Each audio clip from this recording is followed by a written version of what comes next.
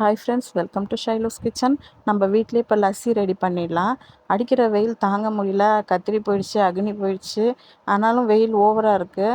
சரி, நான் லஸ்ஸி வாங்கிட்டு வரேன்னு போனவங்க லஸ்ஸி எக்ஸ்பிரி டேட்டாக இருக்குன்னு திருப்பி ரிட்டன் கொடுத்துட்டாங்க. அப்படியே ஒரு தயிர் பாக்கெட் வாங்கிட்டு வாங்கடா, நம்மளே ரெடி பண்ணிடலான்ட்டு வாங்கிட்டு வர சொல்லிட்டேன். வாங்க, இப்போ நம்ம வீட்டிலே எப்படி லஸ்ஸி பண்ணுறதுன்னு பார்த்துக்கலாம். உங்களுக்கு எவ்வளோ தயிர் வேணுமோ அவ்வளோ எடுத்துக்கோங்க. நான் இப்போ வந்து ஒரு அரை பாக்கெட் தயிர் மட்டும் இதில் ஆட் பண்ணிக்கிறேன்.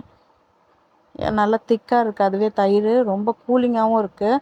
அதனால் நான் ஐஸ் வாட்டர் ஆட் பண்ணல. இப்போ நான் அதோட சர்க்கரை சேர்த்துடுறேன். அந்த தயிர் ரொம்ப ஓவர் கூலிங்காக இருந்துச்சு, அதனால தான் நான் அதில் சேர்க்கல ஐஸ் க்யூப் அதோட. சரி, இதுலேயே நல்லா ரொம்ப கூலிங்காக இருக்குதுன்னு சொல்லிட்டு இப்போ இதோட நான் சால்ட்டு கொஞ்சம் ஒரு பிஞ்ச் சேர்த்துடுறேன்.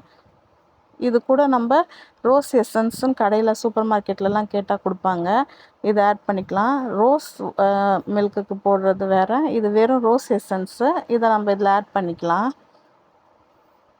இதுதான் அந்த நம்ம கடையில் வாங்கிட்டு வராங்க பார்த்தீங்களா, அந்த லஸ்ஸியில் வந்து நம்ம வீட்டில் பண்ணுற லஸ்ஸி கிளாஸில் கப்பில் கொடுக்குறோம். அவங்க வந்து அந்த பாக்ஸில் ஸ்ட்ரா போட்டு கொடுக்குறாங்க. அவ்வளோதான் வித்தியாசம்.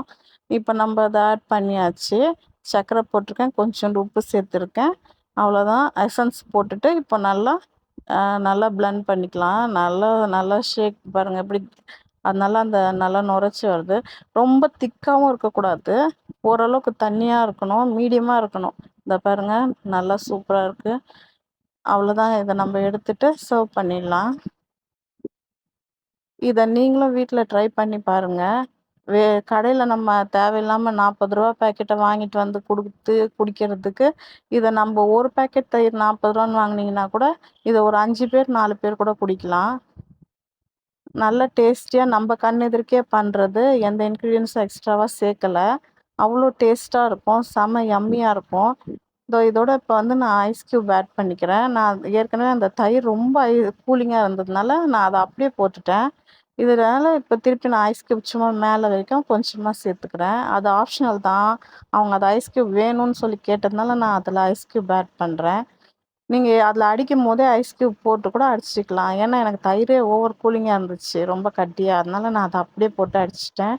மறக்காமல் நீங்களும் அதை வீட்டில் ட்ரை பண்ணுங்கள். ஷைலூஸ் கிச்சனை மறக்காமல் சப்ஸ்கிரைப் பண்ணாதவங்க சப்ஸ்கிரைப் பண்ணிக்கோங்க.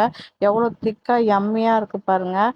பார்க்க பால் மாதிரி இருக்குது. இதுலேயே நம்ம அந்த காலத்துலலாம் வந்து நல்லா அந்த பால் ஏடு திக்காக எடுத்து இது கூட போட்டு கொடுப்பாங்க. நம்ம வெளியிலலாம் வாங்கினோன்னா ஹோட்டல் சைட்லலாம் போடுவாங்க.